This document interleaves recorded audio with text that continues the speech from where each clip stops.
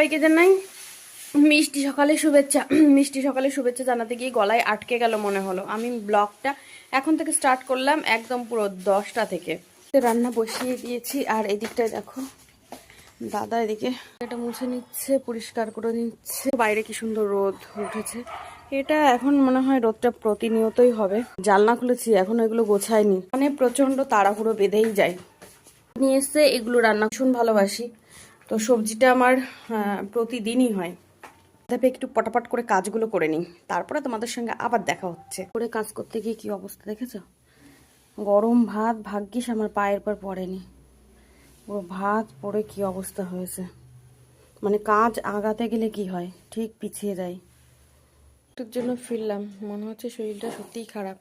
হঠাৎ করে তড়িঘড়ি করে কাজ করতে গিয়ে বুঝতে পারিনি, পরে বুঝতে পারলাম যে সত্যি মাথাটা ঘোরাচ্ছিল, কেমন একটা দুর্বল লাগছিল, যার জন্যই হাত থেকে হাঁড়িটা পড়ে গেছে। এই দুর্ঘটনাটা ঘটে গেছে, বিশেষভাবে ঘটেনি কারণ আমার পায়ের উপর পড়েনি। কিন্তু সংসার এমনই একটা জিনিস, কখনো থমকে থাকলে হবে না। সংসার নিজের শরীর না চললেও সংসারটাকে চালাতেই হবে। ঠিক আছে, খাবার দিয়ে দিয়েছি, ছেলেও স্কুল থেকে চলে এসেছে। এখনও আজকে আমার কোনো কাজ হয়নি, দেখো সবই অগোছালো রয়েছে। কাজগুলো তো করতেই হবে, ফেলে রাখলে তো হবে না, সেই আমাকেই করতে হবে।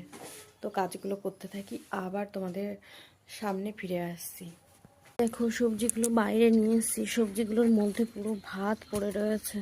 কেমন ভাত পড়েছে দেখেছো? এইগুলো সব ধুয়ে তুলবো। দেখো সব সবজি ধুয়ে নিয়ে চলে আসলাম। বাবা ক্লান্ত লাগছে, কথা বেরোচ্ছে না মনে হচ্ছে। এই দেখো আমার রাজকুমার রেডি হয়ে গেছে, সবাইকে আরও একবার দুপুরের শুভেচ্ছাও জানিয়ে দিলাম। দেখো এখন বাজে 12:30, ওকে খাওয়াবো, অনেক পড়ে আছে। এখনো মেয়ে আসবে স্কুল থেকে, শুধু দৌড়াতেই হচ্ছে। দেখো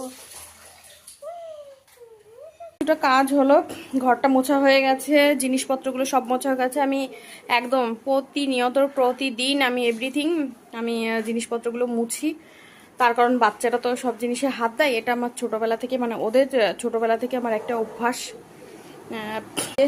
কিছুটা জামা কাপড় আবার হয়েছে, ওরা স্কুল থেকে আসার পরে এগুলোকে আবার এখন জামা কাপড় তো মেলাই আছে, গাদা গুচ্ছে।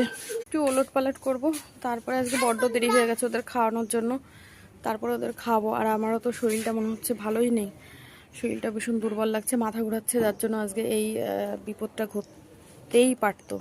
খাওয়াতে বসেছি আর রান্না করেছি সবজি, আর এদিকে